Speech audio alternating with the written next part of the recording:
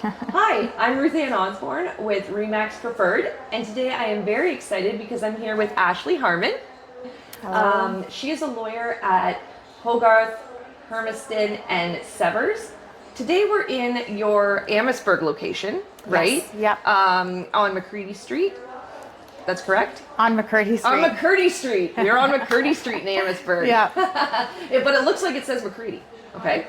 So we're there, but you also have another location in Windsor. Where is that one located? Yes, we have a downtown office on Giles Boulevard West. Okay, and that's right off of Bolette, right? Yeah, it's a couple streets adjacent. Yeah. Okay, and it's a pretty white building, right? Yeah, it's beautiful. Yeah. It looks kind of like an old church, and it's all painted bright white, very welcoming, and it's gorgeous on the inside as well. It is, and you know what? All of your so Ashley is actually my lawyer. She's the lawyer that I use all the time, and she is the #1 lawyer that I also recommend.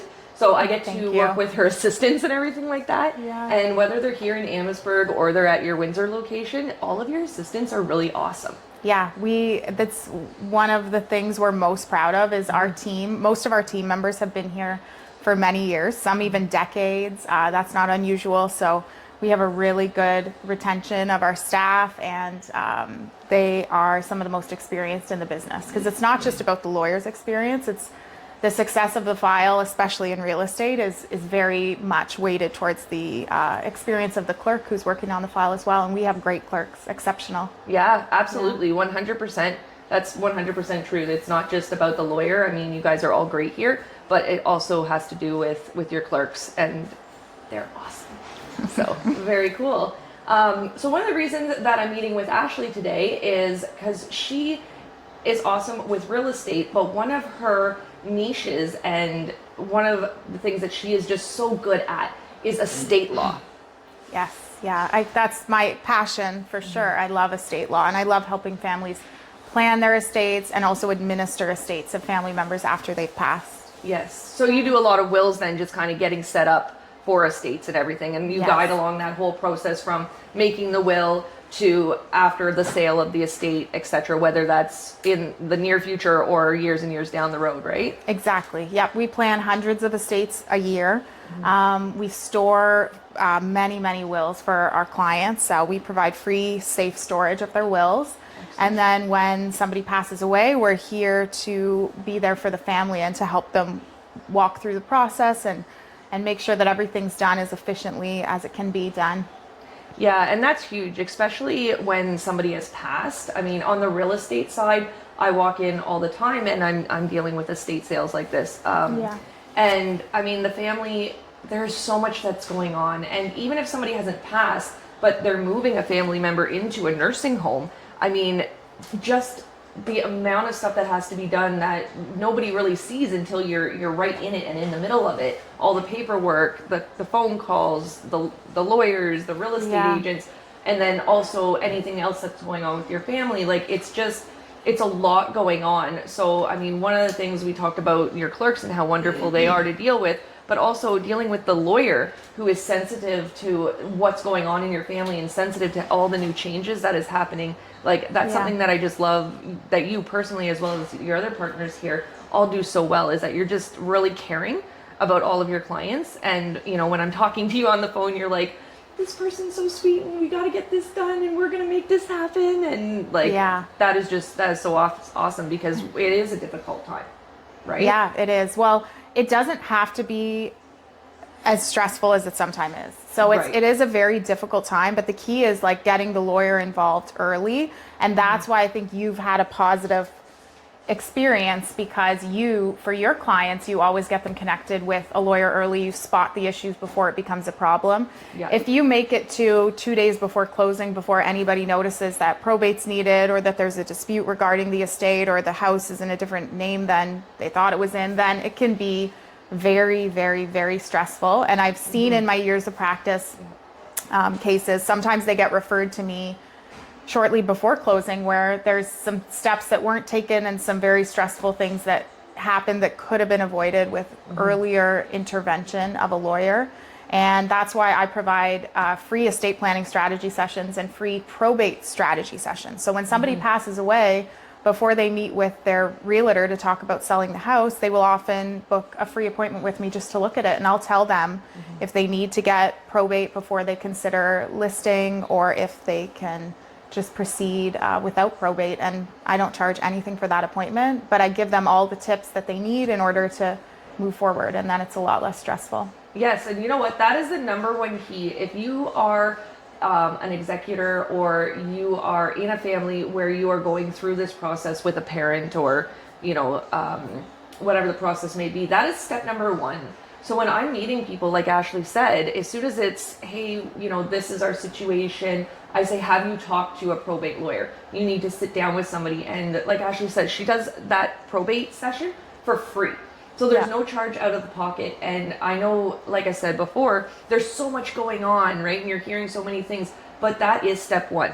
Yeah. Because if I put your property up on the market and maybe it's not in the right person's name, or, there's other things that have to happen first, you could end up losing a really great deal on that home, which is most likely the inheritance for the whole family. Yeah. Right? Just because things weren't set up properly and you weren't able to get the home closed on time, right? So that is definitely step one, and it's so great, Ashley, that you do that that free consultation, because it really is the first thing that you need to do. And then of course you need to listen to your lawyer's advice. Sometimes I go in and there's five family members, all the brothers and sisters, they're all executors of the will instead of just one. And I know for myself that does sometimes create problems, because you could be sitting down with the lawyer and they're saying, listen, we need at least 2 months to be able to get to this process before you can put it on the market.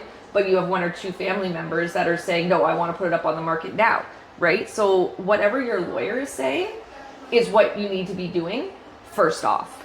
Yeah, well, that's why I term my estate planning sessions and my probate sessions strategy sessions, because I don't just sit someone down in the room and tell them what to do. Like, I sit down with them and I explain to them how the process is going to work, what different options they may have, and how risky each of those options are.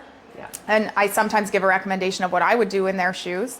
But just giving them a warning of the ways it can go wrong. Because before I started doing probates and estate planning, I came from a litigation background. I still handle some estate litigation files. I'm very picky about estate litigation files, but I still do some. So litigation means there's a dispute and it's in court. And so I've seen things go wrong every which way that they can go wrong. I've seen things go to court for all types of reasons. And so when I do that strategy session, I can look at something and say, if you choose this path, here's the ways it could backfire. If you choose this path, here's the way it can backfire. And sometimes the client may choose a path that could backfire, and that is entirely up to them. But I just want to make sure people have the information that they need in order to move forward. Yeah, absolutely. Absolutely.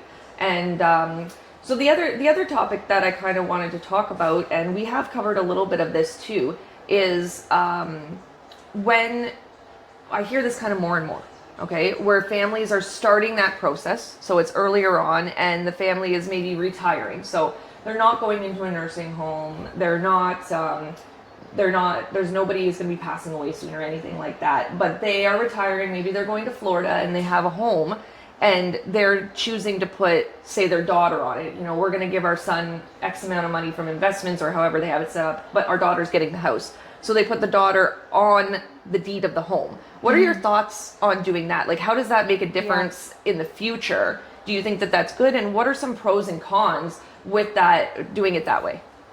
I have seen that go wrong many, many different ways.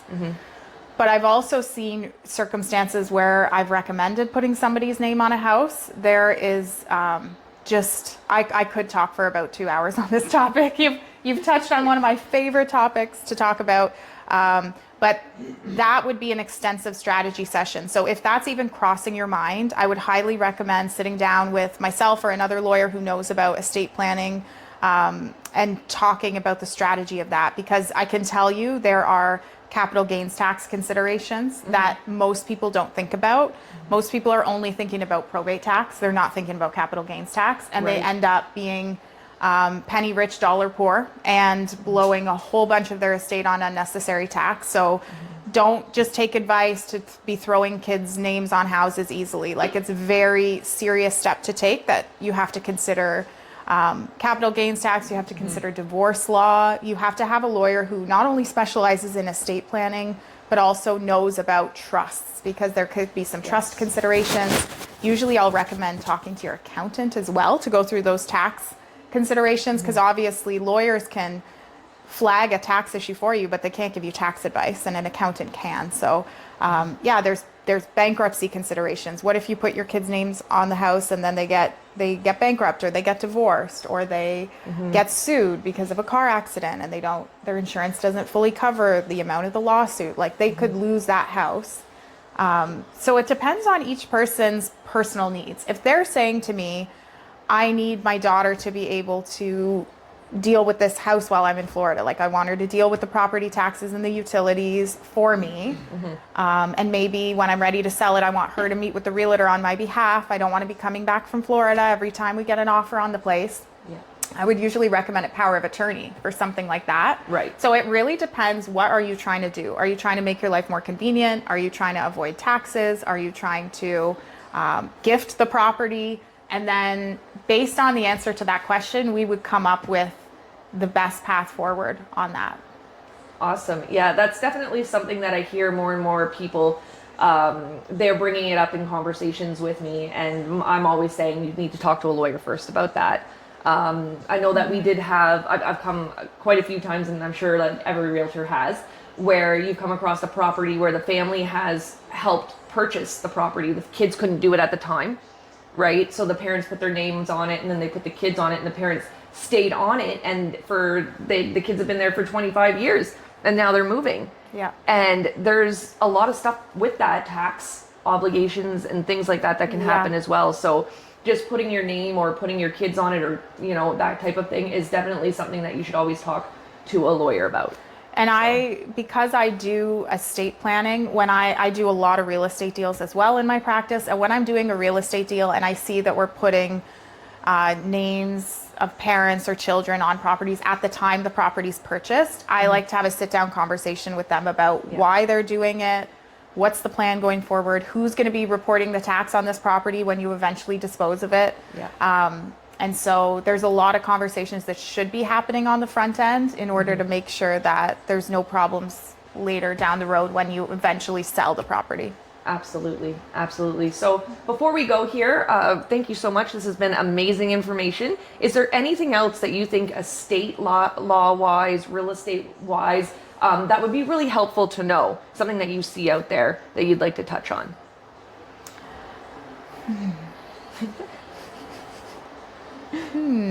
She's got so many ideas and so many things that she wants to do, but so little time. I think that my best advice is, like, at the time when you're purchasing or selling a house is a really good time to just take stock of your assets, take stock of your estate plan, what you are planning in terms of what would happen if you pass away, especially when you're buying. I mean, you're acquiring this property and you want to think about what would happen to this property if I passed away. Who would I want to have the property when I pass away?